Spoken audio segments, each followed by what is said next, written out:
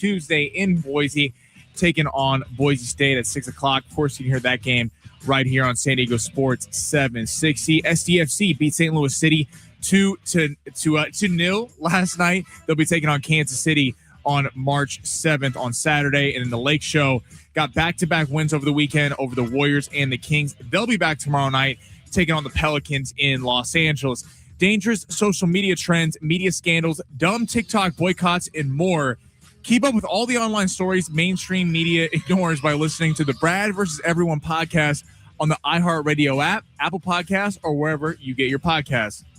Check the clock. What time is it? It's high noon. Yoo-hoo. I'll make you famous. The day is half over. Now it's time to enter the Fletch Zone. Yeah, the day is half over, but we've just begun a brand new week here on San Diego Sports 760. Ben Fletcher, Sammy Long with you till 2 o'clock today. Jonathan Rifkin will be taking over then. What's going on, everybody? How we doing today? Sammy, before we get anything going, are you ready to have a great show? I am ready to have a great show. Are you ready to have a great show? I was about to say something, and then I realized I can't say that on FCC Airwaves. We're ready to have a great effing show. That's what I'm talking about. Hey, busy weekend, craziness all around. We're going to get kind of through this first segment a little bit quicker than normal because we got Adrian, Garcia, Marquez, who's going to be jumping on at 12:15. We have a 4-pack of San Diego Safari Park tickets to give away. Are you kidding me right now? That's one of my favorite things about San Diego is the Safari Park. So keep listening because this is going to be huge. The elephant exhibit is brand new, and we got 4-pack of tickets for you coming up on the show in just a little bit. We are going to start with the Aztecs before we get to the big three here because San Diego State's like a tough one in New Mexico. Man, I was in studio for that entire game. John Schaefer obviously on the road. But watching every second of that game is so frustrating because San Diego State did outplay New Mexico. And you can subtweet me on that. You can send some text on that. But I'm telling you, the numbers will bear it out. San Diego State outplayed New Mexico in that game. They made more shots than them. They had a better field goal percentage than them. Their offensive and defensive efficiencies were both better than them. I think they even out-rebounded them, which is crazy. But San Diego State loses, and thus we'll see what that means for their at-large possibilities, whatever, blah, blah, blah. Who cares? Win the Mountain West tournament, and we'll see what happens. But it really came down to the fact that San Diego State couldn't make a freaking free throw. And yeah, they let Bouillon get 1 million offensive rebounds, but even with that, if you just made free throws, you probably win that game by 5 or 6 points. And for San Diego State, it stinks that that's what the season comes down to. But ultimately, they lost that game at the free throw line, and maybe they lost their chance at an NCAA tournament bid at the free throw line, which is so beyond frustrating. But it just kind of is what it is, and that's sort of how Saturday went. It was tough. 913 saying, I'm worried about the SDSU Aztecs. I'm afraid it's over. It's not over because they can win the Mountain West Conference tournament, but Saturday was tough. I mean, you outlined the free throws. You can't expect to go on the road in a hostile environment and miss that many free throws. Think of what a free throw is. 13 of 22, so they missed 9 free throws. You make 5 of those free throws, it's a tie game. I mean, that's nine missed free throws on the road is brutal. The key seminal moment in the game, and I am no way putting this game on Resticks and Waters because everyone had contributions to this loss. The blown missed layup, which led to the 3 on the other end, was a real kind of turning point with about 3 to 4 minutes to go. By the way, he had Newman wide open in the corner on that play. It was wide open in the corner because before that, a couple minutes before that, I believe that New Mexico gone up 7 to 9 points, and then Bird hit the big shots. Newman hit a big 3, so it felt like all the momentum was changing. You airmail that layup, then all of a sudden it's back the other way. Yeah, Bouillon was fantastic. I mean, you just got to tip your hat to him. 24 points, 18 rebounds. I'm glad in a way. We were talking about this a little bit before the show. I'm kind of glad that Dutch went with the hot hands at the end of the game, and I know it didn't end up working out, but Tay Simmons and Elsie Harrington, I think if you would have told a lot of people the first couple months of the season that the true freshman will be closing a game with literally their at-large bid lives on the line. And I'm glad they did because they were 2 of the hottest players in the game. And they didn't just go to the so-called veteran stars. They went with the guys who were performing at the highest level. Look, it's a tough loss. It was a tough game to begin with. They were dogs going into the game. You feel like they had opportunities, but it just feels like we say that a lot with this Aztecs team this year. They're talented. They look really good in spurts. but it just feels like they're missing that key signature win in some of the big key moments in some of these games. Yeah, it stunk, man. And we could talk all day about the referee kind of blowing the call on the challenge review at the end of the game where clearly the ball was off New Mexico.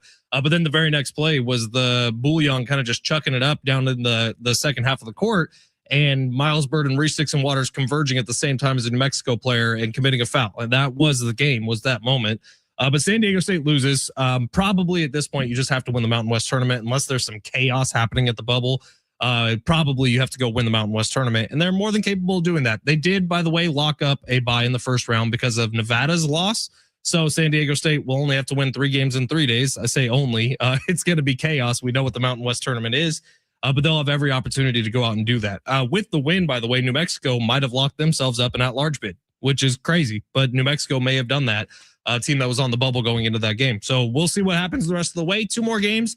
Boise State tomorrow night on the road, which is also going to be a really tough game. And then you got UNLV to finish out the season at home on Friday. All right, YouTube is open at San Diego Sports 760. Text line is rocking. Text us 70470. Start your message with the word team, and we'll get to all of them as the show progresses. Adrian Garcia Marquez in 10 minutes. Right now, it's time for the Big Three, where Sammy Long rips through the top stories in the world of sports. And Sammy, we got some NFL today. We got some fun news today. So let's go ahead and smash it. Your lunch break is here. Ready to go back to the office and knock the socks off your friends? I mean, coworkers? It's time for the top stories of the day. The Big Three. And a reminder, the new Elephant Valley at the San Diego Zoo Safari Park is now open. You can get up close and roam alongside the world's largest land animals all week. We got chances for you to win a family 4-pack of tickets to go see the new Elephant Valley. The elephants are the only ones who will never forget. Because they have great memories. That's clever. Elephant Valley at the San Diego Zoo Safari Park. Keep listening for your chance to win a 4-pack of tickets. Have you been to the safari park? Oh, it's fantastic. I've gone many times. Walked around with the kangaroos? Yep. It's so cool up there, man. I really like the best part about the safari park is the tram. They take you on the tram on the back side of it. I've done the mimosa thing on the tram before. It's that's nice. That's the nice way. You've been walking for a while, rest the legs and kick back. And they also have that bar there that you're like in the giraffe enclosure while you're at the bar. I went on field trips there. Oh, really? Look at you. Yeah. Before you could drink. Yeah, unfortunately. It's high school. All right, Sammy, where are we going? For legal reasons. Anyway, NFL. Yeah, we've got some great NFL stories post NFL Combine. Today, we had a trade. The Lions traded David Montgomery, a star running back, to the Texans for offensive lineman Juice Scruggs and 2 draft picks. A, reaction to the trade, and number 2, which team, the Texans or the Lions, have a better chance to win their division next year? Oh, that's a great question. I love the move for the Texans. I think David Montgomery is excellent, man. When you talk about like true hammers in this league, it kind of went from Mark Ingram was that guy. You remember the team on when he was with the Saints, when he had Mark Ingram and Alvin Kamara in the same backfield, and they both were top 2 rushers in the NFL that year. That is what David Montgomery is to Jahmyr Gibbs, and he's fantastic at it. I think we may have seen his best when he was with the Detroit Lions. But David Montgomery to the Texans makes a lot of sense, and that bails out CJ Stroud, and they've had running back issues over the last couple of years. So I love that move for them. For the Lions, it does sting a little bit, and I think the biggest sting of it is that this may make Jahmyr Gibbs worse because they're so different with how they run. It gives defenses so much to have to prepare for because David Montgomery is very much the hammer that can just kind of plow holes, and Jahmyr Gibbs is more of the bounce around guy whose athleticism is second to none. But the Lions, you knew this was coming where they were going to have to start making some tough decisions because of how much they pay that roster. And David Montgomery's the first one to fall. I don't know who's going to be next, but they got to go find David Montgomery in the draft because you need that compliment to Jahmyr Gibbs. With that being said, I still think the Lions have a better shot to win their division because I trust Jared Goff a lot more than I trust CJ Stroud. On the trade, I think it's a really good deal for both sides. If you're Houston, you need a surefire back. Running with Joe Mixon and some of these kind of washed up guys, Nick Chubb, that's just not a way to go. Woody Marks was a rookie last year at a USC, really talented player, but he's more of a scat back, more of a receiving back. You need an everyday downhill runner. Good for them. I get Dan Campbell selling offensive line, Juice Scruggs, they load up on a couple picks.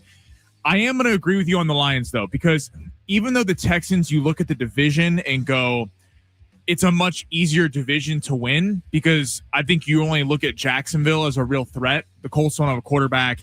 In Tennessee, let's just say Saleh gets it turned around. They're still a lot of pieces away from being in contention. Having said that, Jacksonville won that division with Travis Hunter out. Travis Hunter missed most of the year. That team is only going to get better.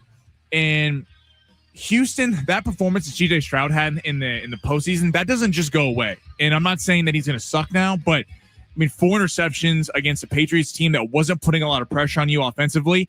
And I do think the Lions, although the Bears are going to be good, and I don't believe in the Vikings, but the Packers, I think, are going to come back to the mean a little bit. They feel like they're just year in, year out, constantly the 7 seed. I think they could miss the playoffs.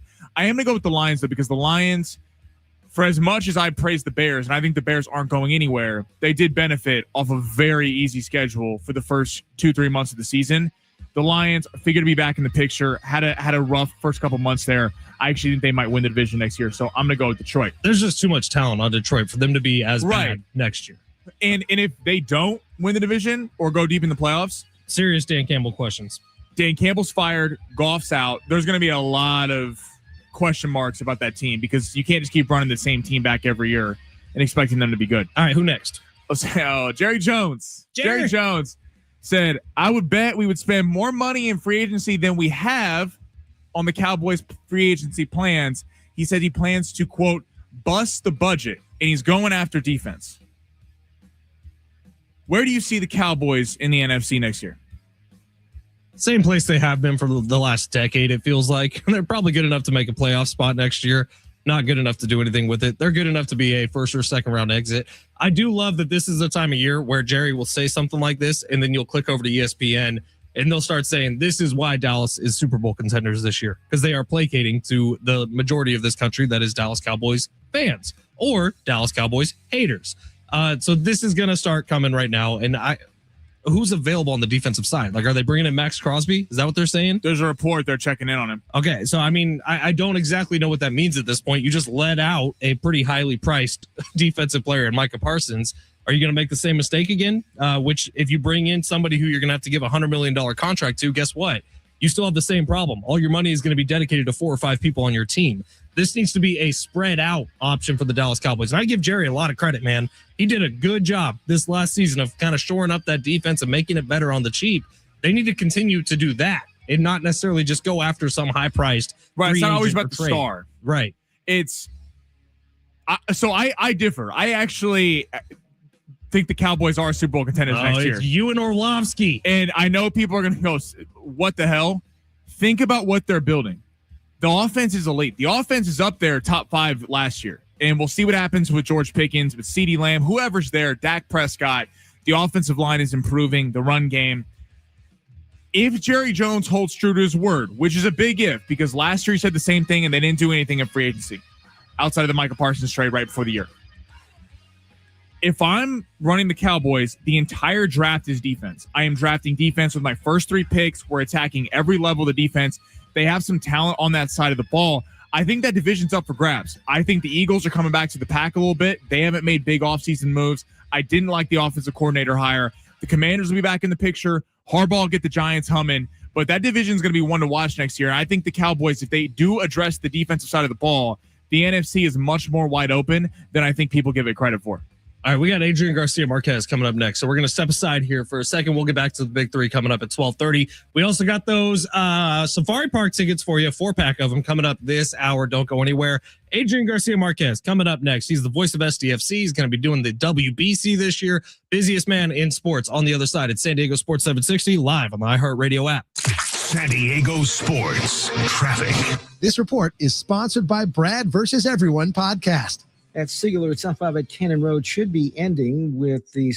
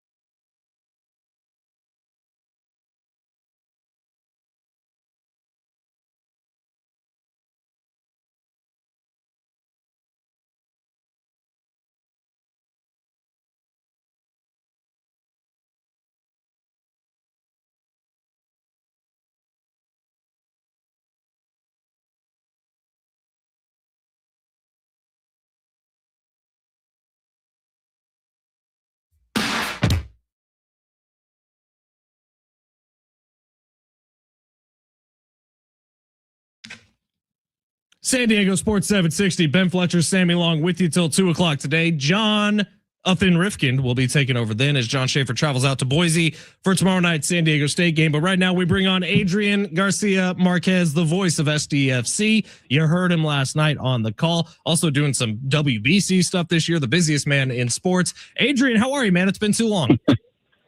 I've been doing great. Thank you for the invite. Anytime you guys call me up and we're ready, man. Let's go. Let's talk. Let's chat. And I think we're all feeling really good about what's happening with San Diego FC. I know you guys are enjoying it. We're enjoying it. The finest city's enjoying it. It's a special time in San Diego for football. Yeah, 2 games, 7 goals. The offense is humming so far, Adrian. What have you seen? Well, we've seen Paletero go right back to work, right? Anders Dreyer, what an amazing human being, player, you name it, the kind of guy you want on your team. You win championships with guys like Jeppe Tevskov and Anders Dreyer, and the way that they play, their level raises the level of everybody else. And Anders was very humble in our conversation with him over the week. Leading into this match day 2, he was talking about how important it is on the team to work together as a collective, and that's what's been happening. Nobody thinks they're the star. Nobody thinks that this is, he's more important. The name on the back of the jersey is not more important than the name on the front. I love that mentality, and that's why it's not, surprising that they're having the success, because this is a team, well-oiled machine, and Mikey Varas has them all humming, and Anders Dreyer is right there at the top doing everything that he's doing and supplying. I mean, when you look at Anders Dreyer, now what, 42 combined goals, assists in like 70 games. I mean, the guy is the Paletero delivers on a hot day when you need him most. He comes in and he comes through. You're just talking about, Dreyer, Mal Pellegrino. Everyone's kind of got in on the scoring. I heard you and Darren talking about last week. The second year drop off can be a real thing. We've seen expansion teams in a lot of different sports have great first seasons and second year kind of come back to earth. What has kind of gone into, from SDFC's perspective, getting off to such a hot start, being 2-0? I think more than anything else is just going right back to work. And I think it's the Mikey Varas message of all messages. Y ahora qué? What now? What's next?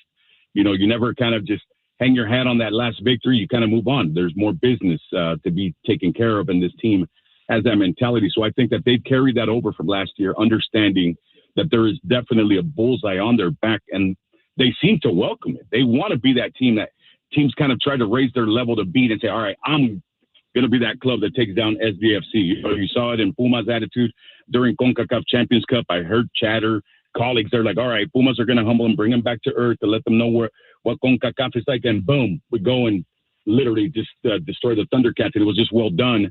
And I think that confidence has carried over from the training ground to CONCACAF Champions Cup to match day 1 and now match day 2. Again, this is part of the right to dream style of play. This is something that I don't think surprises the organization. It doesn't surprise Tyler Heaps. It doesn't surprise Mikey Varas. This is what these guys expected when they built this machine. Adrian Garcia Marquez, the voice of SDFC, with us here today on San Diego Sports 760. Adrian, I got to give your partner, your co-host on game broadcast, a ton of credit, because Darren Smith was banging the drum for 15, 20 years, talking about if you just get an MLS team here to San Diego, it's going to work, and the crowds will be outrageous.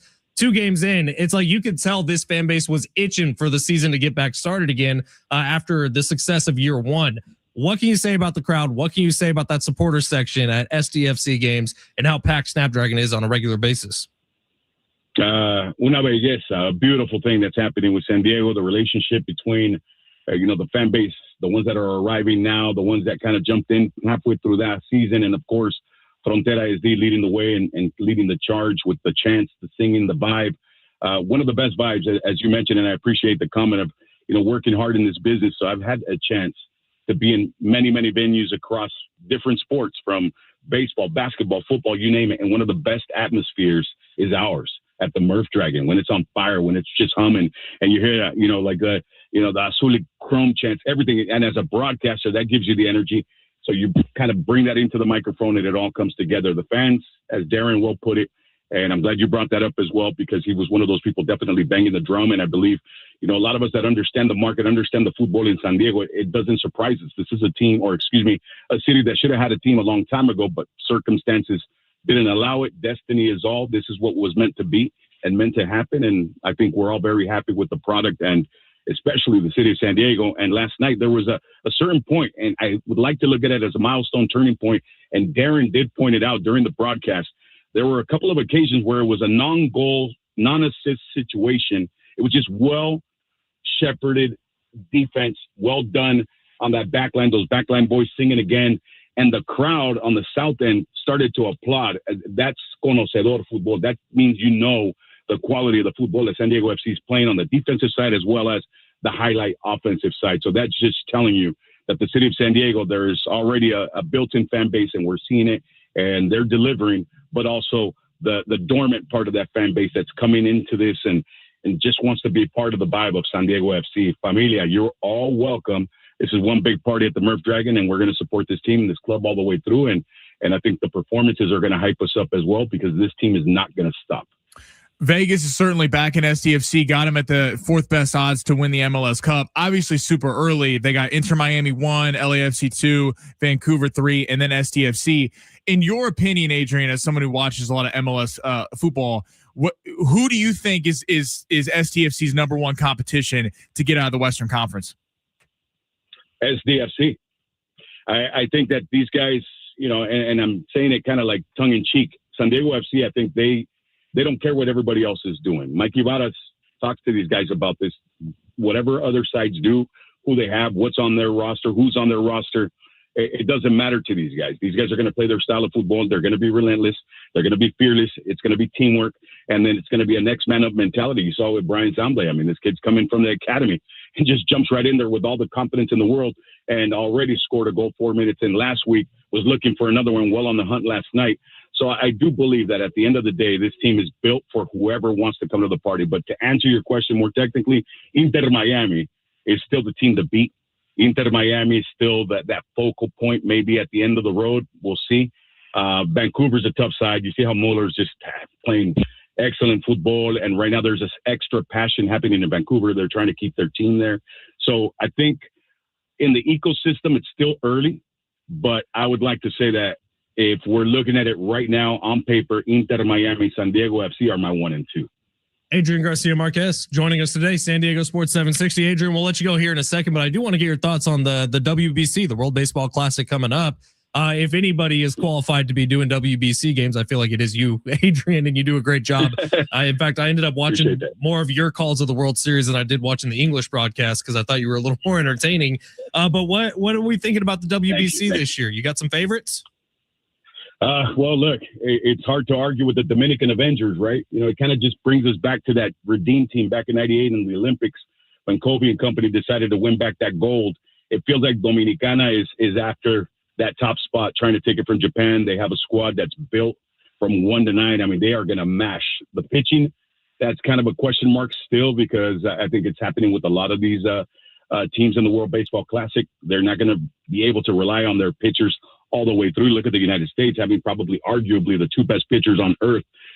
But, you know, it's not going to be a full complement of their talent throughout the tournament. So it's up for grabs. So I'd like to think that Dominicana going into this, they are definitely the favorite based on that lineup. Again, they are a bunch of superheroes, therefore Dominicana all the way through that lineup. But Mexico, I look at them, Benji Gill, and I'm still, you know, he's our guy, San Diego product, Castle Park alumna, all that good stuff. Benji Gill deserves an opportunity to manage in Major League Baseball, and he keeps showing it. Again, he gets that championship in Serie del Caribe, and back to his winning ways there with Charros de Jalisco after leading Tomateros to championships, after obviously working for the Angels. I thought he was going to get the job over Phil Nevin, and I thought maybe he deserved it a little bit more, but at some point, Benji Gill's going to get a chance.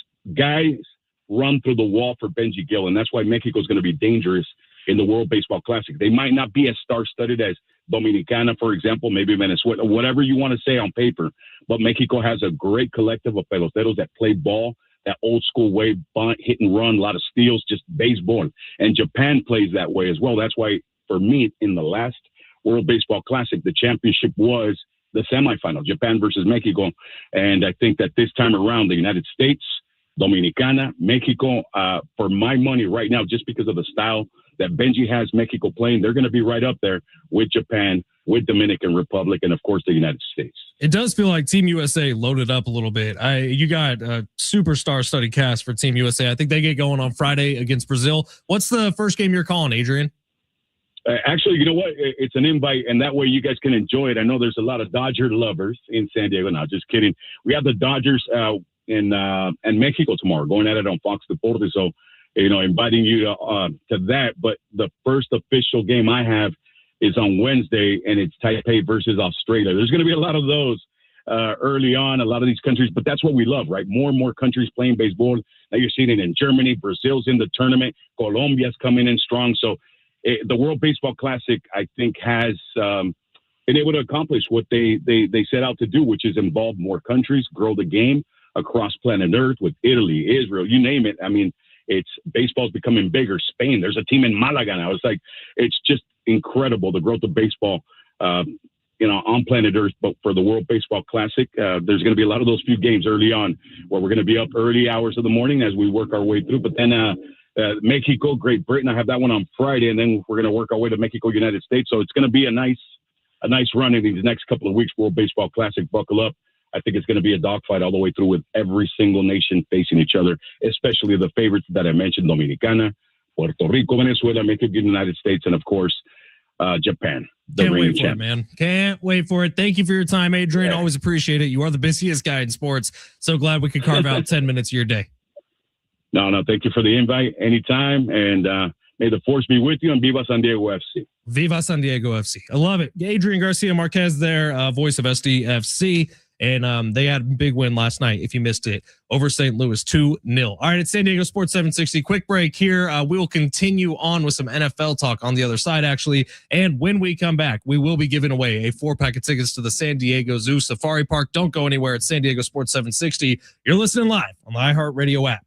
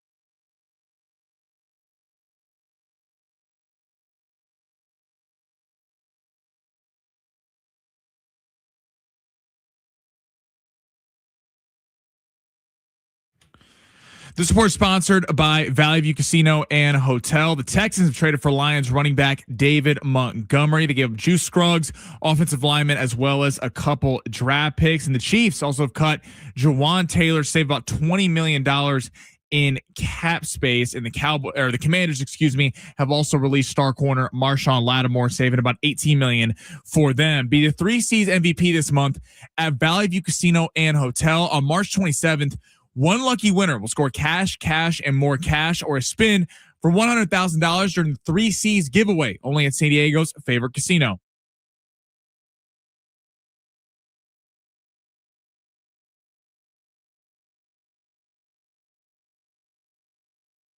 San Diego Sports 760, Ben Fletcher, Sammy Long with you till 2:00 today. Some of the texts coming in earlier today, 858 texting in saying after Saturday's San Diego State loss, I hope they don't make the tournament because I don't want to see another blue blood beat that ass. I think that's what he's saying, like last year. Like North Carolina. Yeah, it's fair, man. I see what you're saying. It's get them in the tournament. Something can happen. Right. They're a hard team to kind of handicap because you look at them and go, they have all this talent. Well, if they have a night like Utah State, they can compete with anybody. The pros and cons are this, right? They have all the talent where they can compete with a lot of teams in the country on paper. But then when we've seen them play against the elite teams in this country, your Michigan, your Baylor, they ran off the floor. Arizona, they played well for a half, did not have a good second half. The Utah State win was great, but obviously the first half they played against Arizona was great. Was incredible. And if they can harness that team that played for the full 40 minutes against Utah State, they can compete with anybody. The thing, I've seen a lot on social media of this season's done. It's passed. And the next week is, if you care about the Mountain West title, all that stuff, but it's really about next week. The Mountain West Conference tournament is where it's at because let's be real. San Diego State has elevated to a program level where it's not about Mountain West Conference titles. It's about, they were literally 40 minutes away from winning a national championship a couple years ago. Within the last 5 minutes of that game, they were down 7. So this is a program, and this is a good thing, by the way. People look at that as a bad thing, that people are critical of the team. They're critical because the program has set a new standard. They are certainly good enough to win the Mountain West Conference tournament, but they put themselves in this predicament where you do have to win 3 games in 3 days, and it's a crapshoot. If you have a bad shooting night, then you're SOL. But do they have the talent to win 3 games in 3 straight days? 100%. All right, 913 texting in saying a 4-pack for the Michael family would be a huge blessing this week. We do have a 4-pack of tickets out to the Elephant Valley at the San Diego Zoo Safari Park. We're going to be giving those away within the next 7 minutes. We'll say within the next 7 minutes, those tickets will be in the hands of somebody. If you want it to be you, you just got to keep listening here for a second. All right, during the commercial break, Sammy and I, we were going up and down Team USA's roster for the WBC, and I believe their first game is this Friday against Brazil. So we'll see how all that shakes out. But man, I can't believe the Team USA roster is not the runaway favorite here. But I guess that does go to show how good baseball has gotten throughout the world. And Team DR is fantastic once again. In fact, Manny Machado and Fernando Tatis Jr. have left Padres spring training to go become a part of Dominican Republic's team. Xander Bogaerts is with the Netherlands. Mason Miller is with the United States. But those are the 4 Padres who are competing in this year's World Baseball Classic. But you look at the starting rotation for Team USA. Nasty. You could go Skubal, Skeens, Logan Webb in any order you want. And who's beating those 3? Seriously. Outside of Japan, because they have Ohtani and Yamamoto and Sasaki, it's the best 3 in the tournament. Now, the only, we were talking about the break. The only problem, if you look at the US team, and the only concern you'd have, they went young. They went Gunnar Henderson, Bobby Witt Jr., Pete Crow Armstrong. They chokes. They left off your Mookie Betts, your Freddie Freeman, your guys who have been here before. Yeah. Clayton Kershaw is a part of the team, which I don't understand whatsoever. He's going to look like a Cy Young winner when he plays Italy. Yeah. It's got to just be for a spot start against the team they're going to beat by 10, right? Yes. He's not, trust me. I mean, I guess Clayton Kershaw's earned it. He's been the best pitcher of a generation. He's definitely earned it, but he certainly is not. They're not throwing him out there starting against the Japanese team. Seriously, you look up and down this team. It's like Bryce Harper, Aaron Judge, Skubal, Skeens, Logan Webb, Clayton Kershaw. Huh? What?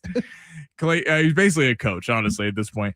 Which I'm fine with. If he's the coach of right. the team, I'm great with that. But why the hell is he on the roster?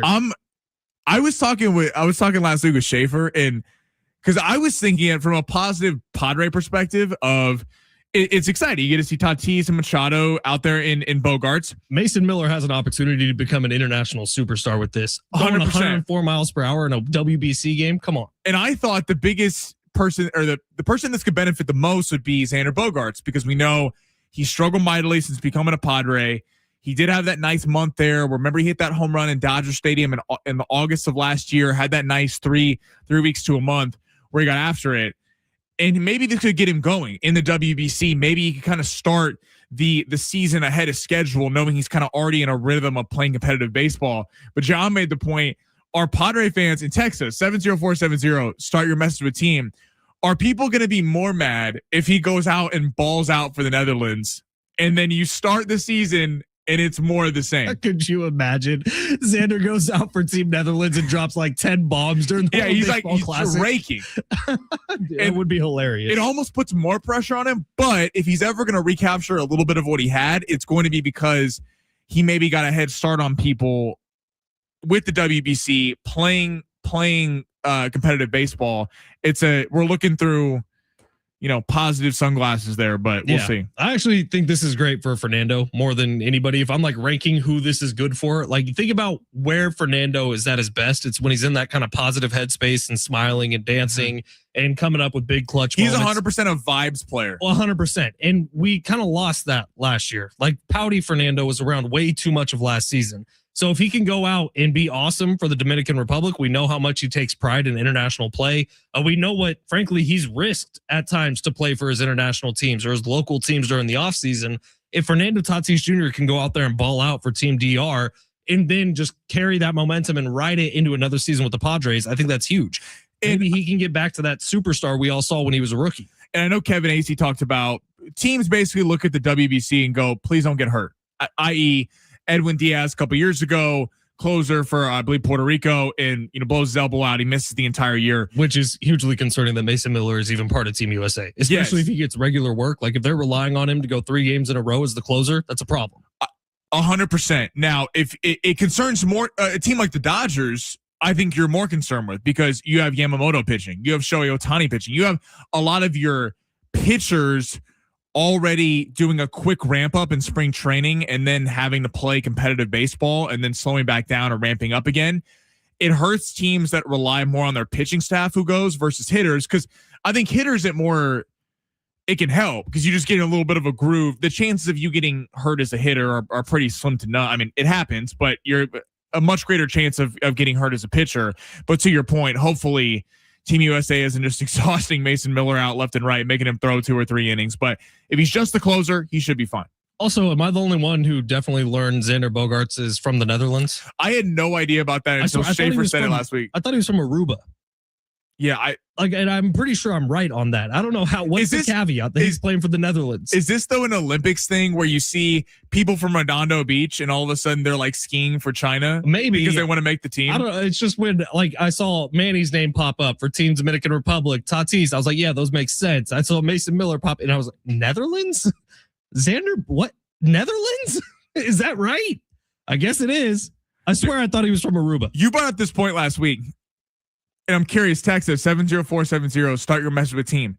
Does this invigorate the U.S. public, sports watching public, like the hockey run in the Olympics? Let me read what I wrote this morning for the sports report I did on KGB, because I actually thought it was pretty funny. I thought it was one of my better ones. But let me see if I can pull it up.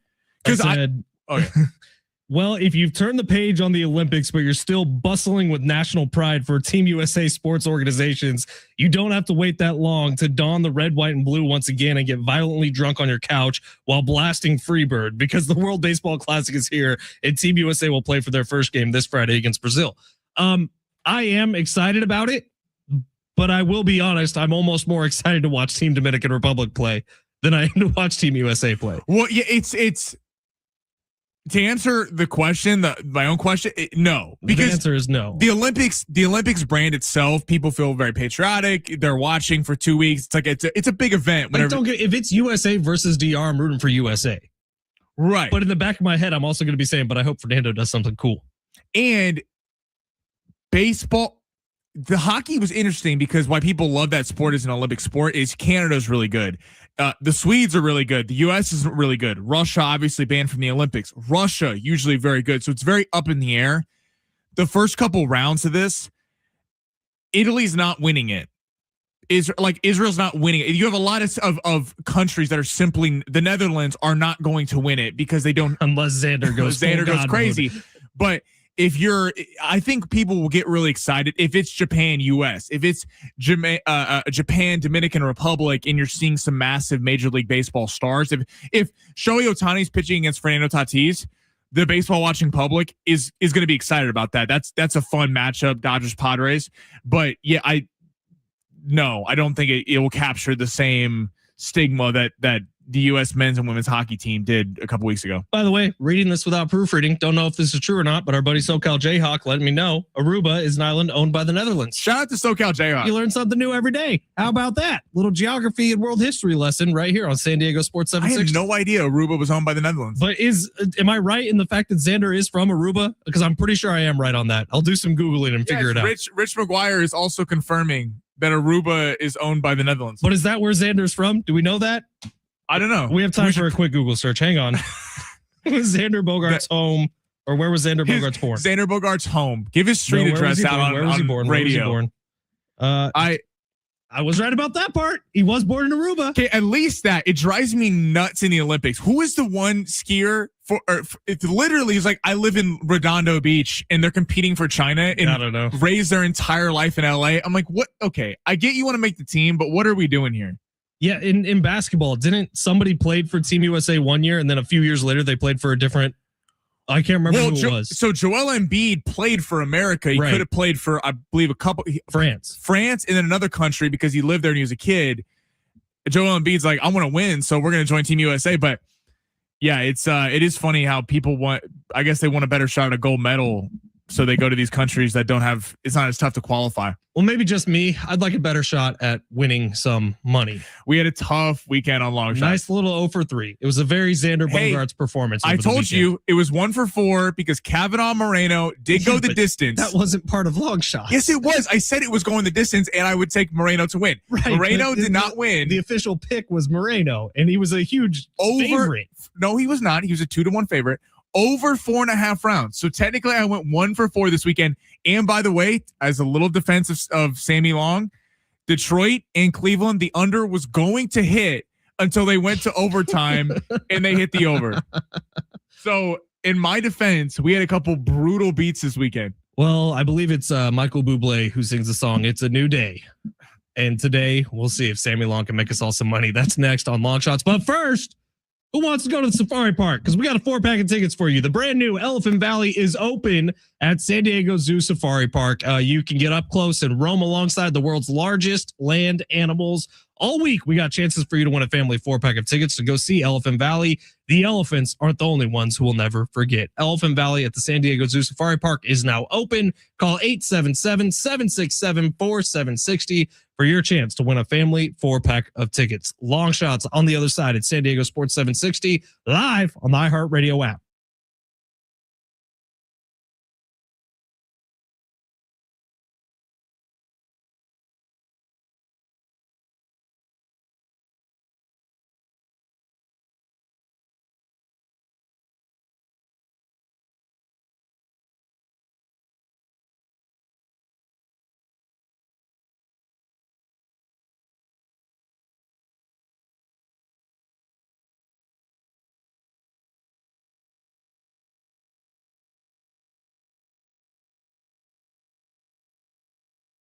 Hey, it's Fletch for Valley View Casino and Hotel. You got to get out to Valley View Casino and Hotel for the restaurants. When I'm telling you the Black and Blue Steakhouse is one of the best steaks I've ever had, I'm not lying, man. And at the Black and Blue Steakhouse, you can enjoy the finest steaks cooked to perfection, the freshest seafood, and the most decadent desserts as you sip on hand-selected wines and impressive craft cocktails. Plus, for only $75, you can enjoy an incredible 3-course meal from their signature menu. And while you're there, make sure you sign up for the Players Club at Valley View Casino and Hotel, because you're going to get over $200 in free offers to use at San Diego's favorite casino, including $20 off your meal at the Black and Blue Steakhouse, including $10 off to Patties and Pints, $10 and more play, which is free slot play, $10 a match play, $20 to the Black and Blue Steakhouse, like I said, collectible t-shirt, 2 free Man Lobster buffets when you upgrade from red card to blue card status. So get out to Valley View Casino and Hotel today. Sign up for the Players Club to take advantage of $200 worth of free offers. And the more you use your Players Club card on all your favorite slots or table games, the more rewards you're going to earn, like complimentary dining, free hotel stays, luxury gifts, and invitations to exclusive events. So don't miss out. Visit Valley View Casino and Hotel and join the Ultimate Players Club to get over $200 in free offers today. To learn more, visit valleyviewcasino.com. All guests 21 and over are invited to enjoy the casino, hotel, and restaurants.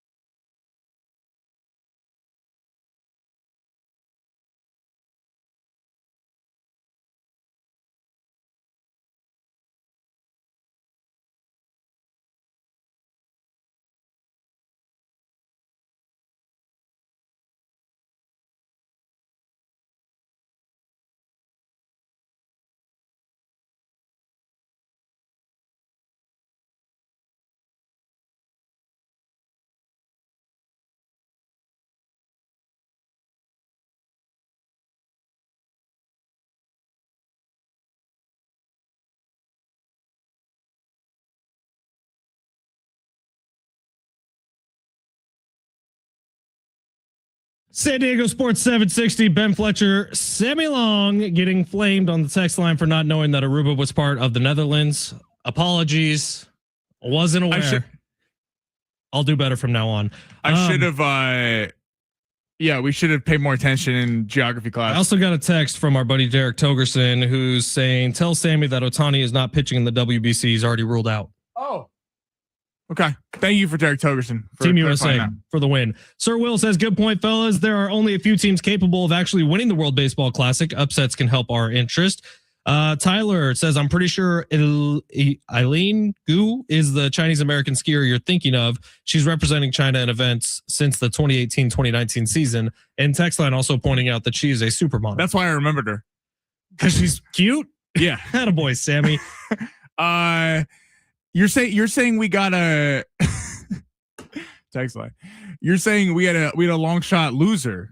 And then 858 said Sammy did call the Moreno fight. If you didn't parlay that by yourself, then you're a rookie. See, 858 doesn't just okay, but 1 for 4 is still losing. Listen, you don't have 100% hit rate.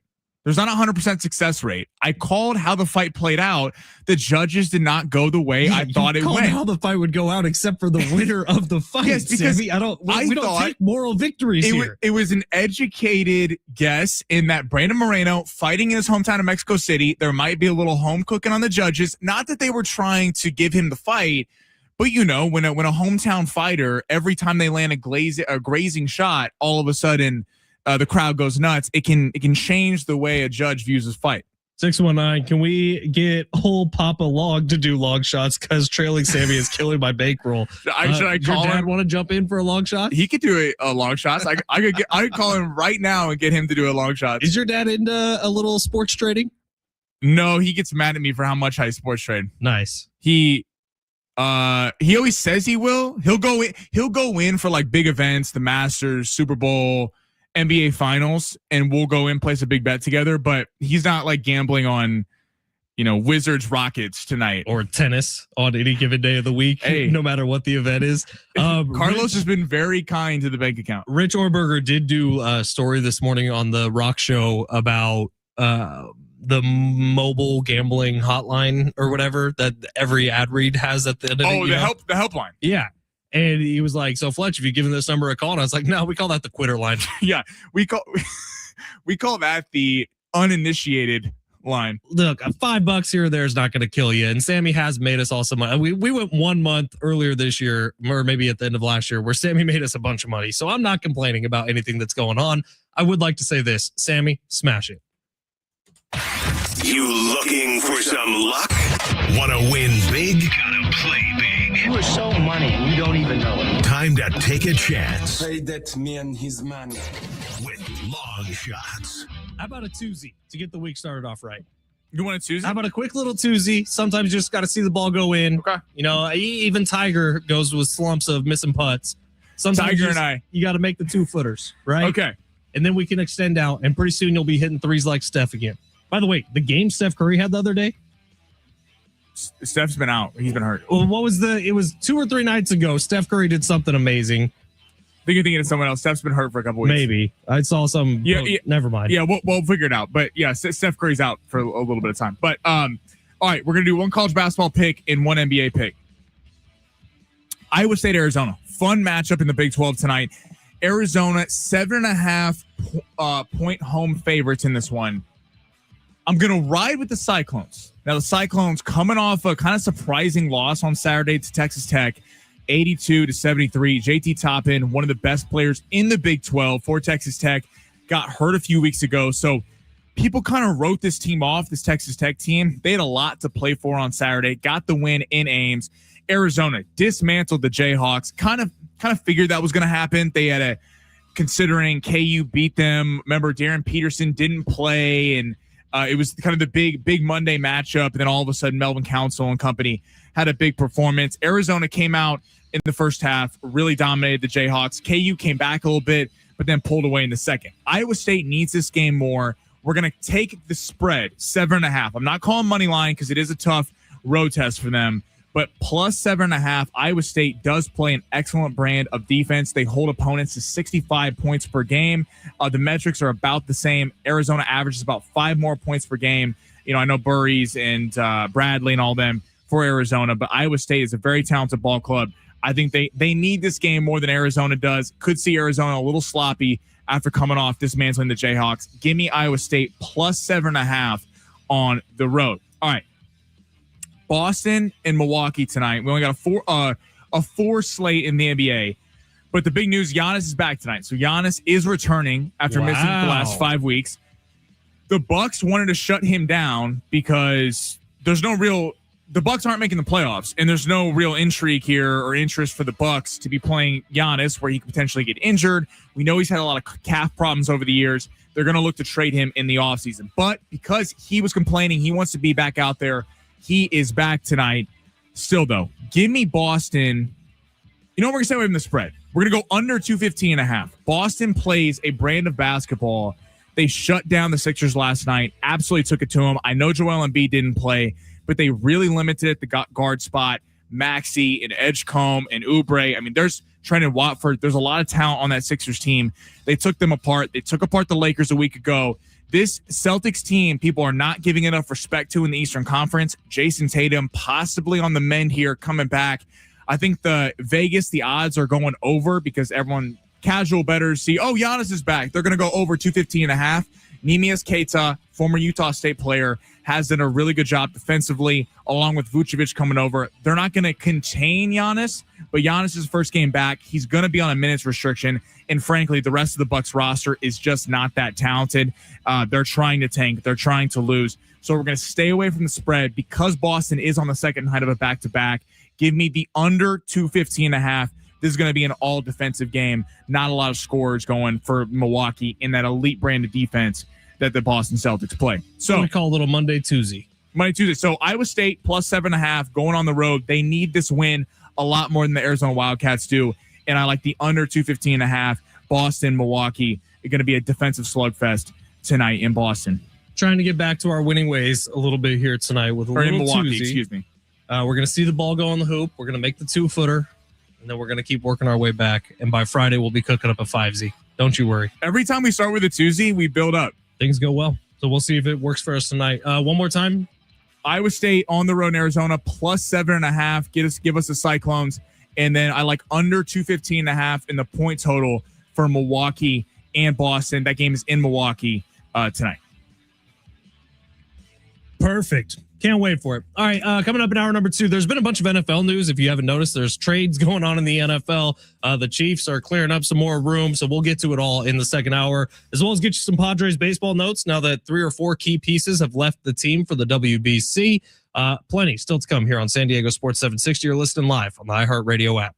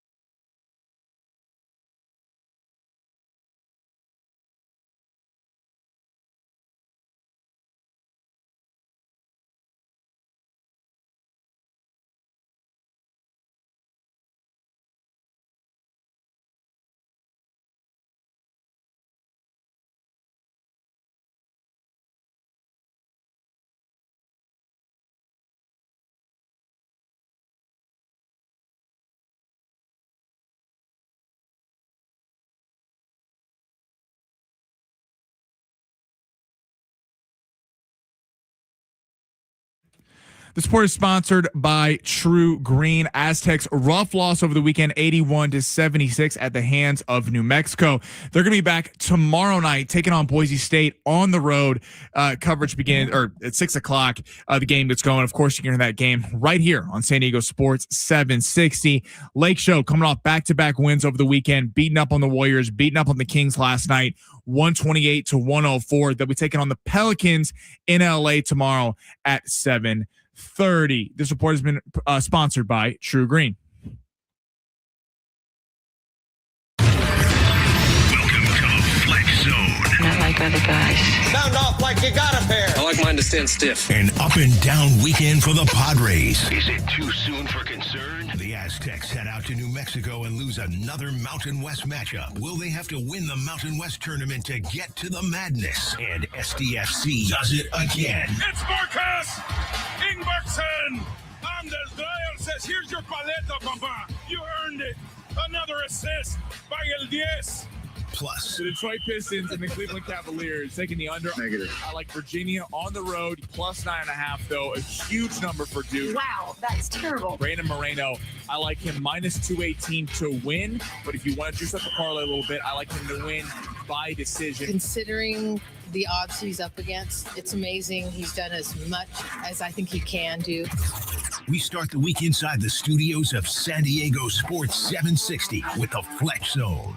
I told you, Ben Fletcher. All right, let's get it going in hour number 2. I never said you didn't say it. It just was not a part of the official long shots. Let's just listen. 1 for 4. Also, 1 for 4 is not that much better than 0 for 3. It's something. It means that there was a foundation and it was laid, but unfortunately we didn't build on the foundation. That's what it shows. So much credit for your 2 for 3s, because if you're a career 2 for 3 hitter, you're probably making it into the Hall of Fame.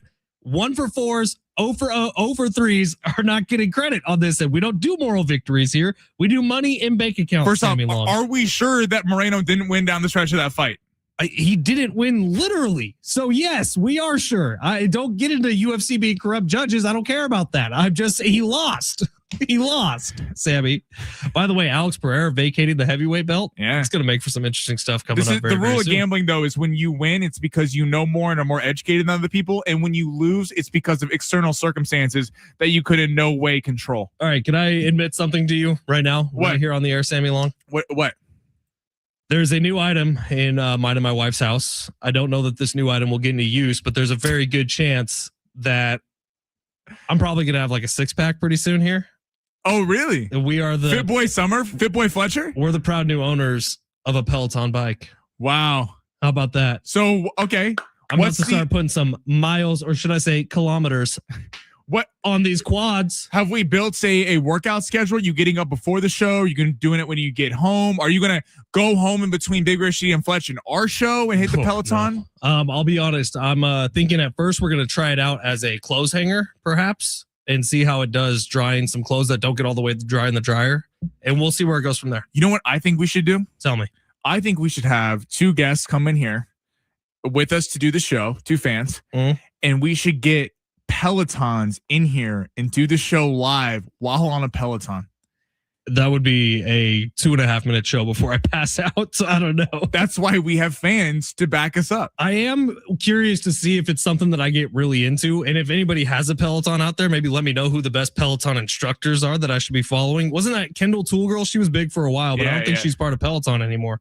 She's not? I don't think so. Those Peloton people are like underground celebs. They really are. Like, some of them have massive followings. When Peloton took off in 2020, when we were all locked in our homes, there became like celebrities out of being Peloton hosts. Remember when they send in the fake names? Oh yeah, of course. Those clips on TikTok are fantastic. 10 names picked out that I'm going to start using. Text line's calling me out. 619 says Iowa State won't hang with Arizona tonight. I picked Iowa State on the spread. Don't make the same mistake you did with Virginia on Saturday, Sammy. SoCal Jayhawk. 619 also saying Sammy has to be held accountable for the Virginia pick against Duke this weekend. I'm sorry. You ready for this? I don't bet Sammy, I hold you accountable.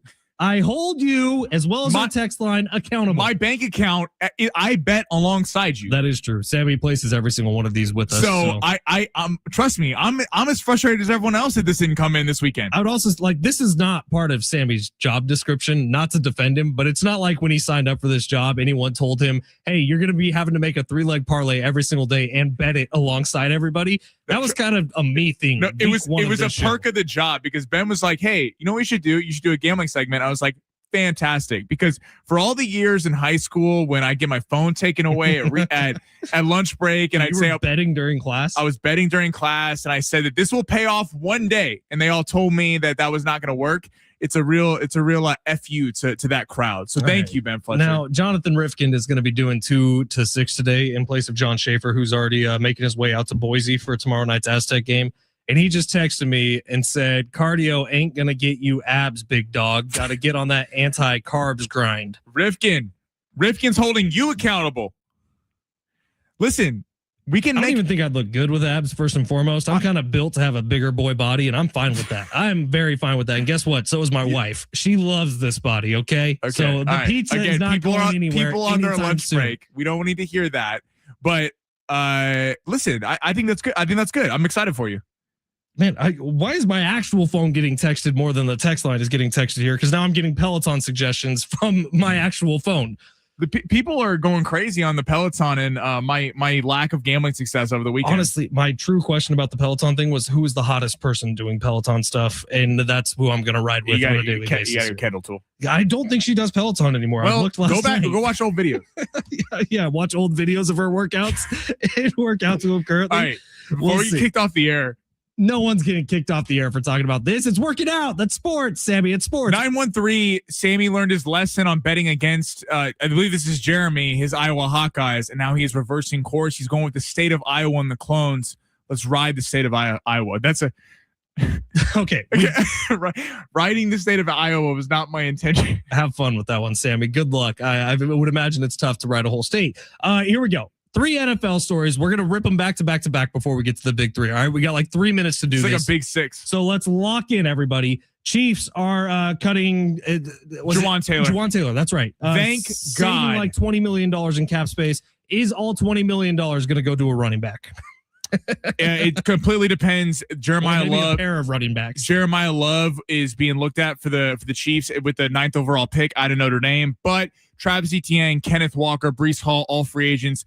They will get a running back because the Chiefs' run game has been dreadful the last 2 seasons. This had to happen. Juwan Taylor, that contract never worked out with Brett Veach, one of his few misses. And if I see one more false start on the right side of the offensive line, I'm going to lose my mind. So I'm very happy they made the decision to move on from Juwan Taylor. Washington Commanders had Jaden Daniels hanging out with LeBron James over the weekend, which is always adorable. It seems like Jaden Daniels may be his favorite football player, but they are making a smart move, I think, for them. Now, Marshawn Lattimore, the cornerback, who's been excellent in his NFL career, was set to make around $18.5 million this year.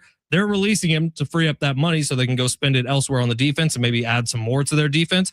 Marshawn Lattimore, still a very good NFL player. Very talented. Maybe a little past his prime, but when you talk about brainy cornerbacks, is one of the top ones we've ever seen. Maybe lost a step athletically, but Marshawn Lattimore could be a lot of help for a lot of different teams out there.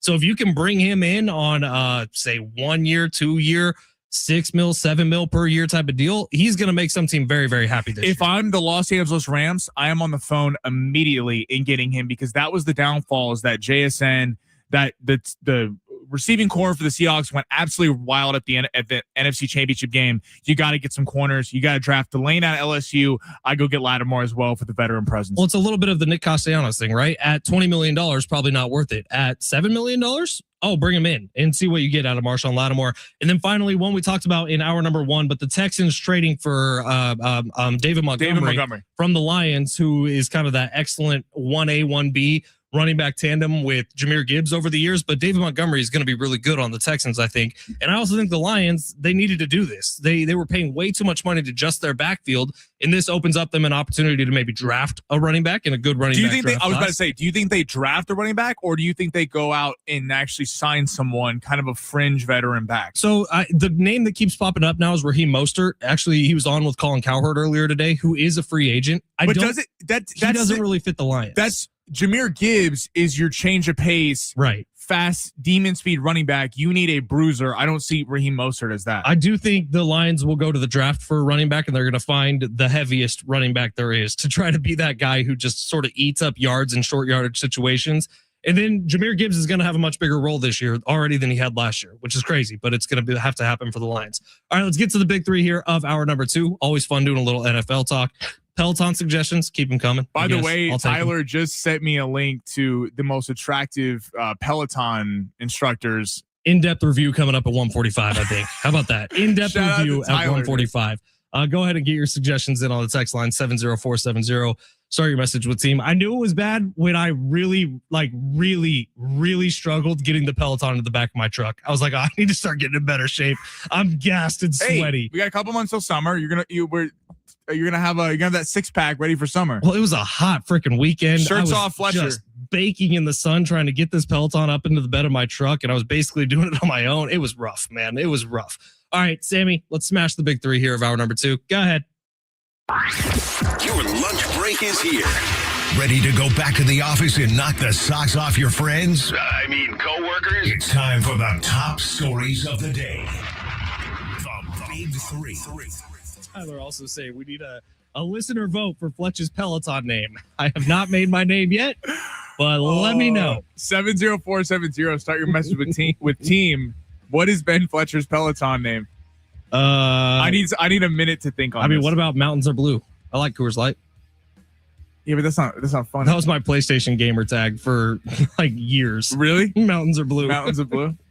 That's fantastic. All right, where am I starting here? Okay, so we're gonna head to the NBA. Steph Curry sidelined for the next 10 days and missing the next 5 games. Had a little bit of a setback. Warriors get throttled by the Lakers on Saturday without Curry, without Kristaps Porzingis. Should they consider shutting him down for the season? Sorry, read that one more time. I was text lighting. I apologize. Go ahead. Steph Curry missing the next 5 games, had a little bit of a setback, out for the next 10. Warriors faltering in the standings. It got destroyed by the Lakers on Saturday. Should the Warriors consider shutting down Steph Curry for the rest of the season? See, it's tough for me because I do think if you get Steph Curry somewhat healthy in the postseason, anything can happen because he is that type of guy. And look, the Porzingis move is interesting. I don't really know what their long-term game plan is, the Warriors at this point. But the question you have to ask yourself is how many more postseasons do you have a shot at with Steph Curry on your team? Because I do think he makes it to where the opposing team is going to have to deal with him for the entire 7-game series. And I think the Warriors are one of the rare teams where even if they are dogged in an NBA postseason series, they can actually make a run based on the fact that Steph Curry can give you 40 any given night. So that has to be the equation the Warriors have to do here. How many more shots at a title do we have with Steph Curry? How many more postseason runs can we possibly have with him? And if that number is down to 2 or 3, I think you got to go for it this year with him still. I understand that. This is more of an indictment on the Warriors. I really do not like what the Warriors have done in the front office. I mean, Steph Curry's 37 years old, or getting up there in age, but he's still an unbelievable player. And to trade Jonathan Kuminga, I never understood that. Steve Kerr and him obviously had some massive problems, but you thought you want someone to succeed Draymond Green and Jimmy Butler and Steph Curry, who's 23, and Kuminga and can be a really talented guard. He dropped 20 points the other night. You trade him. You get Kristaps Porzingis, where if Jimmy Butler was healthy and Jimmy Butler was still on the team for this season, you had Jimmy, Steph, and Porzingis. I could hear that. That team could actually cause some headaches for the Spurs or the Thunder at the top of the bracket. But Steph and Porzingis alone, that is not doing much damage in the West. Currently, they're the 8th seed. Where are they going to be if he's missing the next 5 games? Are they falling to the 9 or 10? Where you have to win 2 playing games to even get in? I think this is just a massive mistake by the Warriors. They're not going to shut him down because they want to sell tickets. And if they are in the playoffs, they want Steph Curry there. But honestly, if they want to try to win a title in the next 2 years, they should shut him down and try to save some of his health. Who next? Let's head to the NFL. Tua's name, per The Athletic, quote, rarely comes up among quarterback needy teams. You know whose name is actually popping up more now? Jimmy Garoppolo. Like, people would have Jimmy Garoppolo instead of Tua Tagovailoa, which is kind of crazy when you think about it, but at least... Well, did you hear this Derek Carr report? I did, yeah. He may be coming back. And who had it? Because someone said right when he retired, they said that's not the last time Derek Carr will play football. I can't remember who called it, but it was an excellent call. It was from a broadcaster. And now all of a sudden he might be being proven right. But yeah, when names like David Carr and Jimmy Garoppolo are coming up before you and Tua Tagovailoa, he needs to go somewhere where he can sit for a year. He needs to go somewhere where he can hopefully get fully healthy and fully right mentally. And then maybe Tua can have another shot at it. But next year's not it for him. Also, the Vikings appear to be completely done with the J.J. McCarthy era already. Is kind of crazy. But yeah, quarterback is going to be interesting this offseason. I can't wait for right around draft time, because I think we're going to see a few of them move. And there might be some names who were starters a couple years ago who get put back into those roles coming into next season. I wonder how effective Derek Carr could be, because Derek Carr, I get it. sorry to our Saints fan who's going to yell at me on the text line. When you play for the New Orleans Saints and have zero shot to win the last 3-4 seasons, and yes, I know they're kind of a sleeper pick with Tyler Shucks to win that division next year. The Saints are not talented enough to go be in the Super Bowl conversation. I'm sure he's like, yeah, I don't feel like getting hit every day. We're kind of wasting away on a team. He had a moment there with the Raiders. The Raiders didn't pan out. Never really played for a contender. Derek Carr is an option. Tua, the problem is if you're going to take a shot on a quarterback that's, quote, washed up or on his second team, the number one determining factor is health. Because if you take a Ty Simpson, if you take a Cade Klubnik, a Drew Aller, one of these guys later in the draft and try to develop, but you want to sit him for a year, you want to make sure that Tua Tagovailoa is playing for the whole season, and that's not a sure thing. Sadly, it sucks for Tua that his career has been marred with such injuries, but I don't see it with Tua. Kyler does feel like if you're fitting the mold of a quarterback who, per reports, they might release him because they can't find a trade partner. He fits the mold of the Darnold, the Geno, the Baker. I'm not saying he's going to be that, but he has an upper tier talent that Malik Willis, Tua Tagovailoa, Aaron Rodgers because of his age, Derek Carr just don't have. And you feel like a lot of Kyler's lack of success has been because of the situation he's in. If he went to a good franchise where it was kind of no nonsense, Kyler could end up being successful and have a little bit of a career resurrection. Derek Carr kind of screams Indianapolis Colts to me. I don't know if I'm the only one, but they seem to be all in on bringing in the old quarterbacks. What do you think about Richardson? He's actually interesting again. So, because there are teams who still view him as a top first-round draft pick and who think that they can bring him in and fix it. And this goes back to the... When you talk about athleticism, I mean, who has more than Anthony Richardson? He really does. Right. You just got to fix the mentals. If you talk about the Shedeur, this is my point about Shedeur Sanders last year. Whatever you think about Shedeur Sanders, Joe Flacco is not a franchise quarterback. I never believed in Dylan Gabriel. Maybe they did. I think because of his height, he was never going to be a franchise guy. If Shedeur sucks, the Browns are picking at the top of the draft in a loaded quarterback class next year. Same thing with Anthony Richardson. If you're Miami, if you're one of these teams that if you do unlock something, you look like a genius that the Colts couldn't untap this. And if he sucks and he's not able to put it together, again, you're picking at the top of the draft for next year in a stacked quarterback draft class. All right, let's save big three, number 3 for a little bit later on. By the way, if you were wondering how things were going in Peoria, Padres are losing 7-0 in the bottom of the third inning to the Oakland, Las Vegas, Sacramento Athletics. We have names coming in left and right for your Peloton. There are so many names, and so few of them can actually be read on 70470. Start your message with team. I do want to go to the Padres next, though, because if you missed it, they added another former Dodger to the team. We'll talk about if they can impact the team at the major league level coming up next at San Diego Sports 760 live on the iHeartRadio app.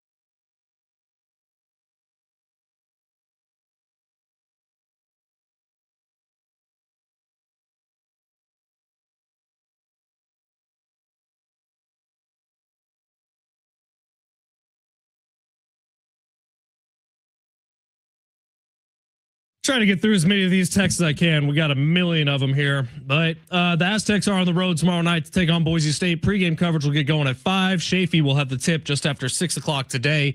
John Schaefer already en route to Boise, actually. So Jonathan Rifkin going to be doing 2 to 6 today. Jay Riff also has some fantastic suggestions for my Peloton name. I'm sure that conversation will continue long after we've left. The text line is beautiful. Look, if you missed it, my wife really wanted a Peloton. We actually just bought one used yesterday, which I have some kind of gross feelings about, but I will be pedaling my way to success here in 2026. So get ready for it. Fletch on the bike. We have to proofread which ones are okay for air and which ones are not. So let me give this a shot here. 619. Fletch's Peloton's name got to be the Blue Mountain Puddles. That going back to my high school nickname. Blue Mountain Puddles is good. Blue Mountain State, little play on the show there. By the way, one of the most underrated TV shows to ever hit airwaves. Fantastic. I think it was on like Spike TV when it first got released. It is one of the funniest shows you've never seen. Johnny Quest has a bunch that are very funny. Can't read any of them. Not FCC compliant, but he's on our YouTube feed. So if you want to check those out. Pedaling for Puddles. Fletch's Peloton bike name. 913 best Peloton instructor is Jenna Tells. She's amazing. I've never heard of her. Jenna Tells. She good? I would say I have to look her up. 858. Please tell me you guys are watching the Chad Baker Mazara reports. LOL. Okay. Did you? So pause, because half the reports online about Chad Baker Mazara, for whatever reason, the internet is just going after him hardcore today. Half of them are fake accounts. So careful what you're watching. He's no longer a part of USC basketball. We know that for a fact. And if you've been around, I won't even go there. Chad Baker Mazara, no longer part of USC. Watch out for fake accounts online, because a lot of these stories are fake. Like I saw one saying he falsified his birth certificate. That's fake. It's not real. Well, I guess it's pretty crazy, because obviously what the straw that broke the camel's back was him going to sit courtside. He went and he didn't sit on the bench with USC, his team, went to go sit courtside. Eric Musselman, I guess he got I don't know Chad Baker Mazara. I don't know what happened with the situation. I've met him once. I guess shout out to Eric Musselman. Eric Musselman must have had enough, because he transferred obviously from San Diego State to Auburn. Bruce Pearl retires. He transfers to kind of on the court. He's been great everywhere he's gone. He's a walking bucket. Now, do you know he was in the draft class, or the high school recruiting class with Jonathan Kuminga? I believe I got to pull it up in front of me. There's like 4 NBA. Cade Cunningham was in that. There are 4 NBA superstars that were in his high school recruiting class. So kind of crazy with USC being a bubble team that this is happening. So it obviously must have really hit a tipping point, but I guess, Eric Musselman didn't want to deal with it anymore. So what we know about Chad is grades have never been there with Chad Baker Mazara. So there is a possibility that was a problem too with him at USC. They didn't kick him off the team for grades. Probably not. Probably things got worse. But remember, there was a plane situation when he was at Auburn that got him kicked out of a couple games. Like there's been problems with Chad Baker Mazara pretty much everywhere he's gone. Not to say the dude isn't one of the best scorers in all of college basketball. I think he was the leading scorer for USC up until his departure from the team. 858, Derek Carr is a good bridge guy, and as a Saints fan, I'm not even mad about how it played out with him. The truth is, this show isn't ready for, but the Saints are going to finish with a better record than the Chiefs and the 49ers this year. Who dat, baby? Maybe with that sorry schedule. Can we put that on long shots? 858. I love you. You're a loyal listener. Maybe the Chiefs, because we know they're boo-boo garbage, but come on. I cannot wait for football. Like all this mess that has been talked, I am so excited because we had to pay our dues last year. 913 says tape measure Fletcher. It's not bad. SD Tyler, hoof-hearted, not bad. But here's a problem. You have to do something that the instructor is going to read, not thinking, and then go, oh, wait, I just read that live on air. Like there's some fantastic ones. Drew P. Balls is pretty good. That's a classic. That's a staple. Drew P. Balls. You got to space it out though and put the period in between P and balls. Nah, Drew P. Balls is good. Drew P. Balls. You could see him. He was on Wall Street at one point, an investor. They always put their middle name in. So I'd be Benjamin G. Fletcher. Benjamin G. Fletcher. That's not bad. So what's the plan with the Peloton? How many days a week are you going to hit the Peloton? I have no plan as of right now. I know my wife wanted it. I know we saw one on Facebook Marketplace. I know we got it. Is she going to get mad at you if she's using it and you're not? She is the only one who's going to be using it as of right now. I haven't decided if I'm going to this is all waste of time. This is her Peloton, but I am thinking about getting my bike gang going and seeing what happens. So everyone all these our beautiful listeners are sending in texts about what your name should be, and you're not even going to get on the bike. I'll get on the bike. I'll test it out. I've heard it really hurts your butt. I don't know if I'm in for that. You got to get an ass pad. And so there's something that's on top of the seat that's supposed to help out with the butt hurting, but I really don't want to walk around with a sore ass all the time. No, you got to get the pad. And first off, if you stand up, it actually is easier than sitting down. Are you a Peloton guy? Do you ride? No, but I wish. I don't have the money for Peloton, but if I did take a psych. I used to work at a gym. By the way, the monthly membership on the Peloton's like $50 a month. Yeah, but Crazy. you can. Here's the cheat code. You can just look up Peloton videos on YouTube and put that in front of it. What's the point of having a Peloton if you're not getting the live classes? See, bro, when I work out, I don't want a class telling me what to do. I want to listen to music. I would rather like play a video on the screen that's like showing me a mountainside or something that I'm riding through. You know what I mean? But that is a part of it. Okay. I think you can do that. See, I'm here for that. I don't know if I need the Kindle tools of the world yelling at me. We need to talk to sales and get Peloton as an endorser of the show, and we'll get you up on that bike. They've gotten like 55 mentions today. So whatever that's worth, let us know. It's San Diego Sports 760. We didn't even get to Alex Verdugo, but he's a Padre now. We'll talk about it on the other side. It's San Diego Sports 760 live on the iHeartRadio app.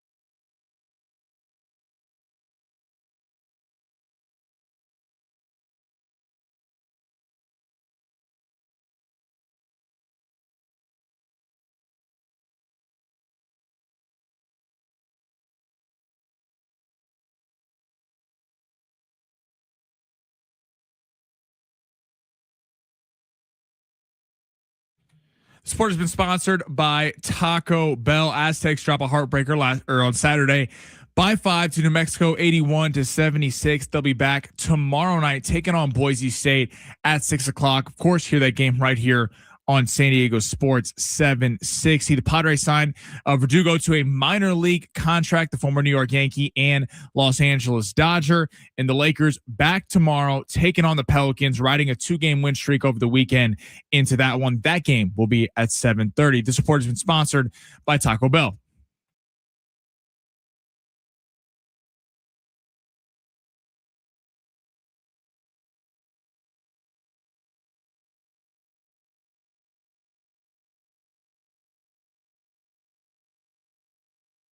San Diego Sports 760. Ben Fletcher, Sammy Long with you till 2 o'clock today. If it's your first time joining us, welcome in. We like to have fun noon to 2 every single day. So jump on in, join the party. We're happy to have you. Now, I don't know if it's possible to jinx a spring training game, but I'm going to throw this out there anyways. The Padres are getting no hit right now through 4 innings with the Oakland, Las Vegas, Sacramento Athletics. And it's not like the Padres full B team is going. Laureano's in the lineup. Cronenworth, Merrill, Gavin Sheets, Nick Castellanos. Freddie Fermin is playing. Song is playing. Like, they got most of their guys out there. Are we to look into, if we're really reading into it, that they're going to struggle hitting without Machado and Tatis in the lineup? I don't know that I'm going to dig too far deep into a spring training game, but sure, if you want to go that far, we can. Yeah, if Manny Machado, Fernando Tatis Jr., and Xander Bogaerts aren't playing, they're getting no hit all the time. But I do think, like, this is such a good opportunity for guys like Miguel Andujar, who is playing today, who are coming over and who are fighting for a roster spot, to show what they got with Manny, Fernando, Bogaerts not in the lineup on a daily basis. Like, someone step up. This is your time. And they're getting no hit through 4 innings. I really feel like, by the way, it's 7-0 this season for the Padres. And by the way, I don't think that they can't hit outside of Manny Machado and Fernando Tatis. Michael King gave up 4 runs today.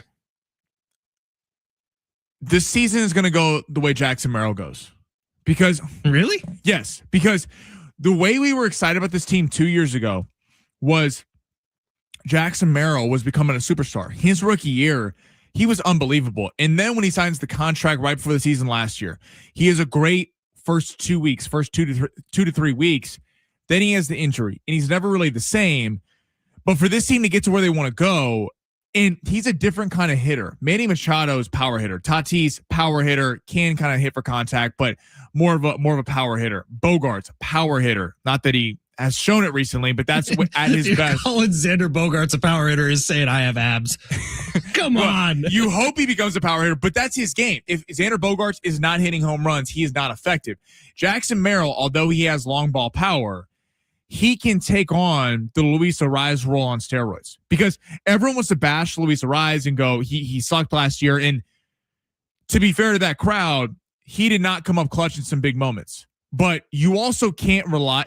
This team is going to go through massive slumps if it is purely relying on Machado, Tatis, and Bogaerts to be hitting a long ball. When it's on, it's going to look great. When it's not, it's going to look dreadful. This is why you need Jackson Merrill to become that kind of superstar slugger that he was on pace to be, to kind of break up that lineup a little bit. Well, here's how you can evaluate a lot of Major League Baseball teams going into any season is how many legitimate top 10 MVP candidates can they have on a team. And right now for the Padres, they got 3.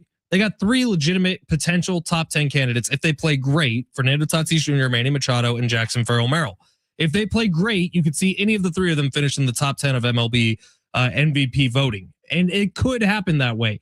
But you look at a team like, say the Dodgers, because they're there and because that roster is so stacked, they have 5 or 6, probably, that you could see being in the top 10 of MVP voting in the National League.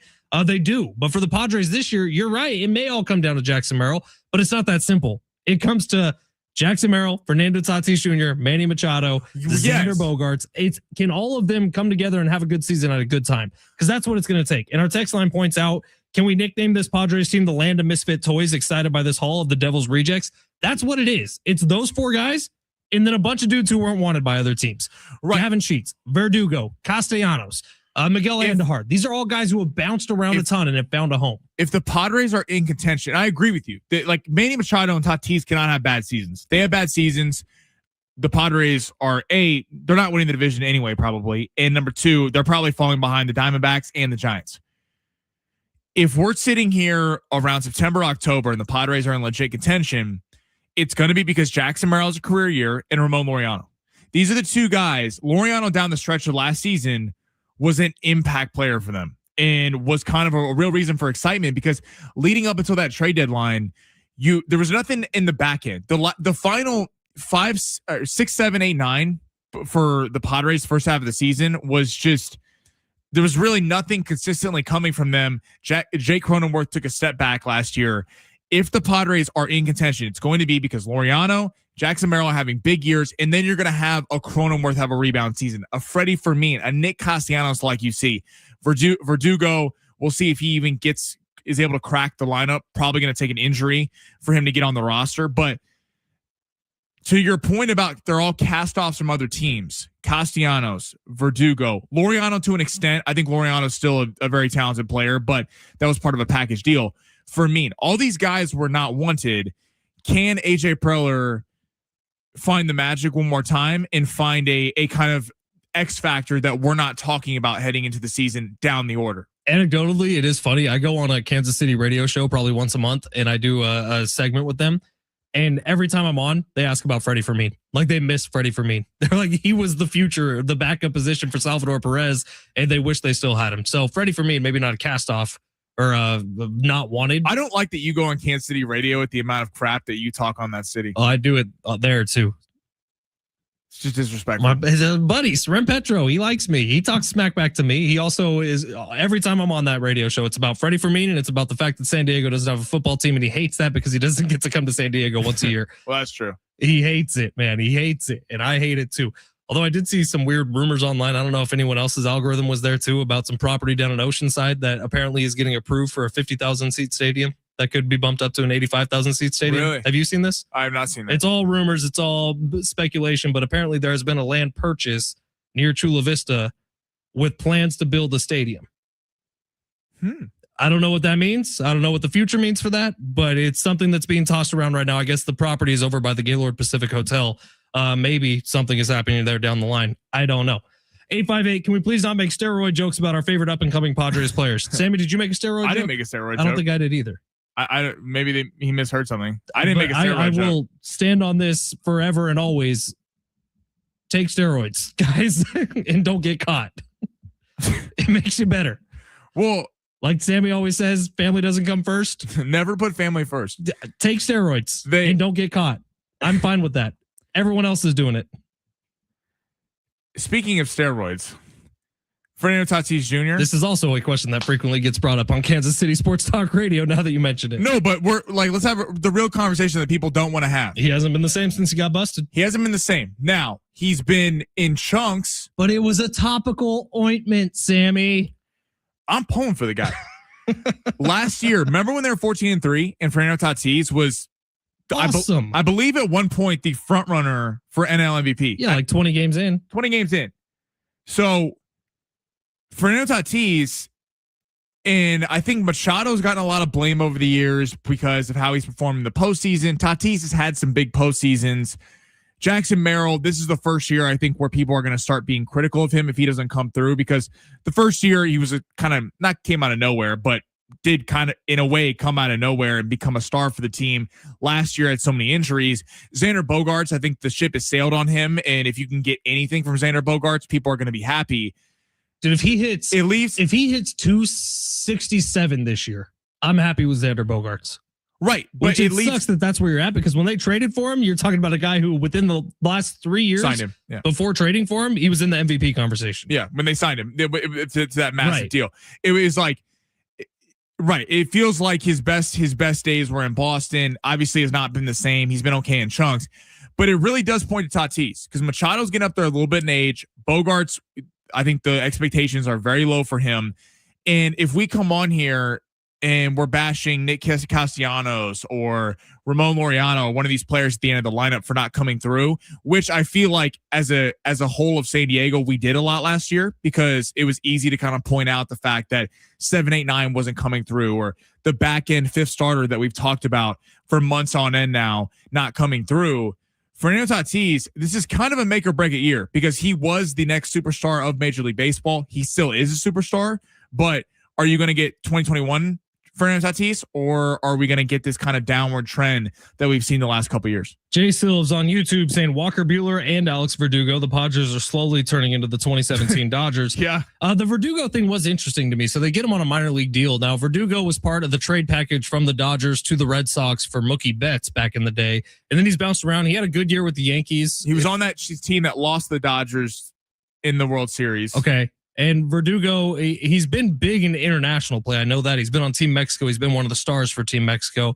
Padres signed him to a minor league deal. I do wonder if there's any juice to it. Look, I don't care if people are former Dodgers, to be frank. Like Walker Buehler, I spent 3 or 4 years making fun of because of how tight his pants are. welcome the tight pants now. Bring him on, Walker. Well, first off, if Walker Buehler goes out there and is a star, do you think people care that he's a former Dodger? Like, no. What? No. They'll redirect hatred back towards Blake Snell, who probably isn't going to be ready for the start of the season for the Dodgers. I don't know if anyone. The Dodgers are already doing it. The Dodgers are doing the exact same thing they did last year. They're like, I'm telling you, the easiest bet in Vegas is the under on the regular season win total for the Dodgers. What's it at? Is it 105 or something crazy?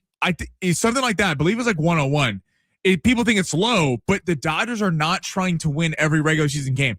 Look how that worked out for them in 2022 when they lost to the Padres. They tried to win every regular season game. They were not playing competitive baseball for months on end. The Padres catch them, really blow the doors off, and it's not even a competitive series. When on paper, the Dodgers were a much more talented team. The Dodgers, you're going to see Yoshinobu Yamamoto go through, quote, injuries. You're going to see Blake Snell go through injuries, Tyler Glasnow.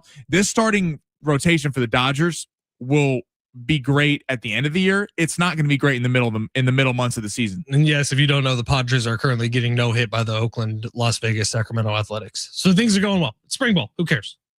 Right? Who cares? Yeah. What did big voice guys say today? Up and down weekend for the Padres. Does it matter? Are we starting to get worried? That is how every Padres fan is feeling on a daily basis. I think a beautiful text from the 913. Who has tighter clothing, Walker Buehler or Ben when he's on the Peloton? Dude, I need to get one of those like the shorty biker shorts with the super tight shirt. I'm gonna answer that for us. I'm gonna go hard pass on that one. Gotta keep everything in when you're biking on the lawn. That's gonna keep everything in. Maybe, I don't know. San Diego Sports 760. We will read the final list of names coming up in a little bit. Plus, I've done the deep dive. I have found the top ranked Peloton instructors in the country. Maybe we'll do a little side by side. Coming up next at San Diego Sports 760. You're listening live on the iHeartRadio app.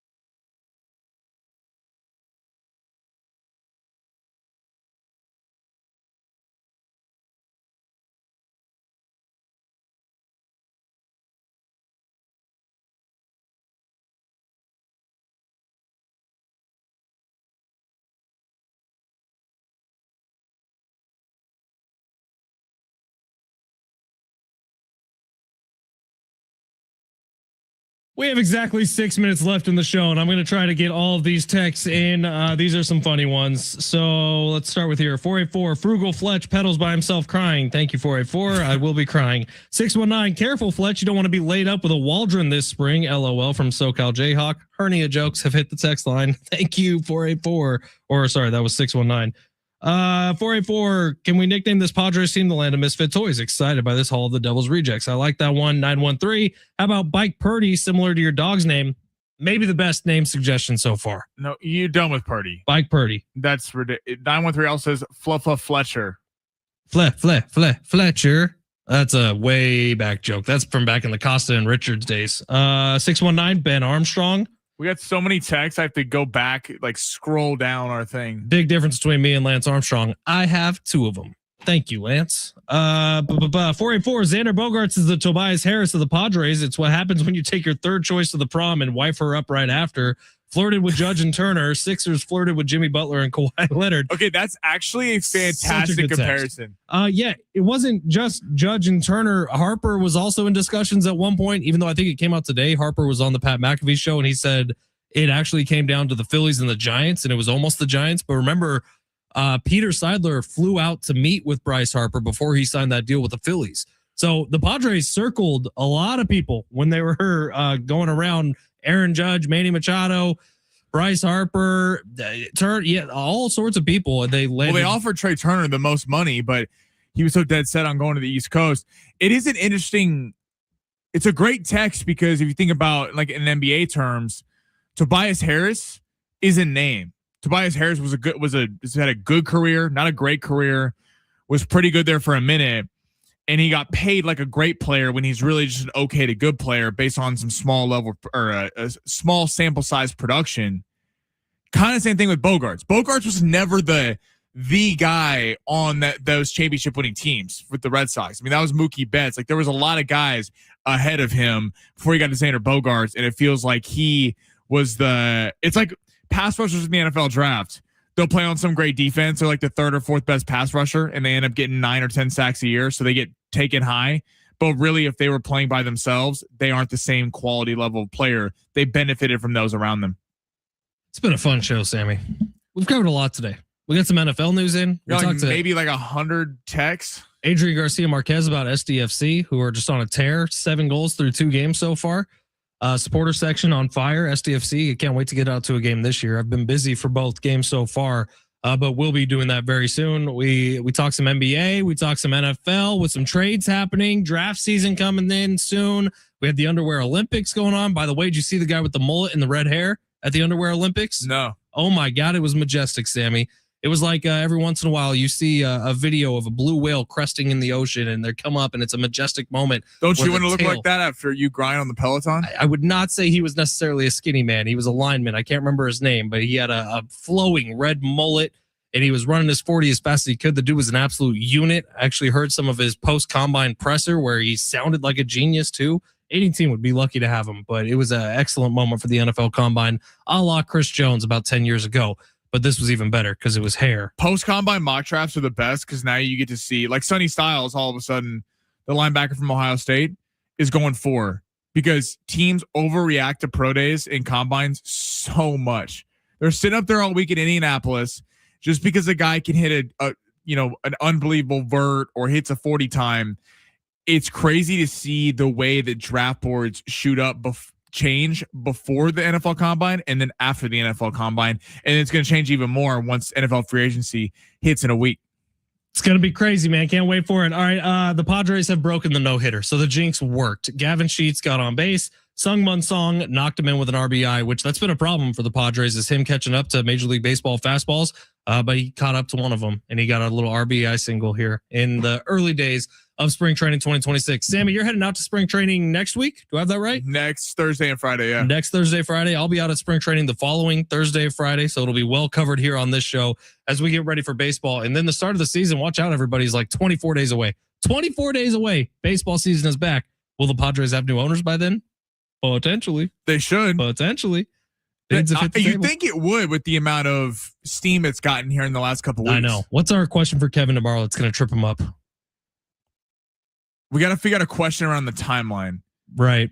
Because it does seem odd. It's like, why would you put all this out here? John Seidler talking about how they want to sell it to somebody who values San Diego to then not sell before the season starts. Also, do we confront Kevin about claiming he didn't know and then having an article 20 minutes later? 100%. Okay, I think we do confront Kevin tomorrow because he gave us I don't know if bids have hit the table. Could be. And literally, then all of a sudden 20 minutes later, the headline on the Union Tribune was bids have hit the table. You know what's BS is, he had the article written. It was probably in front of him while he was talking to us. And he's just lying, Come on, AC. Come on, Kev. We get it's your big scoop, but we could use a big scoop every once in a while. They call us the Baskin Robbins of San Diego. Just give us one big scoop. That's all we need. We're more of a Dairy Queen. You're absolutely right. We're more of a soft serve type show and a hurricane, or what's it called? A blizzard. A blizzard. Blizzard. I don't even know those anymore. Dip it up and down. I'm so healthy. You're so healthy. Peloton. Peloton Fit. Fitness Fletcher. Golly, Fitness Fletcher. Fitness Fridays. Hitting the streets hard in 2026. And tell you what, it's San Diego Sports. Look out, San Diego. We're done for today. Jay Riff is coming up next, filling in for John Schaefer. Have fun the next 4 hours. Ask him a ton about that buzzer beater he was calling with Adam Rank for Fullerton. That was chaos. It's San Diego Sports 760. We'll see you tomorrow.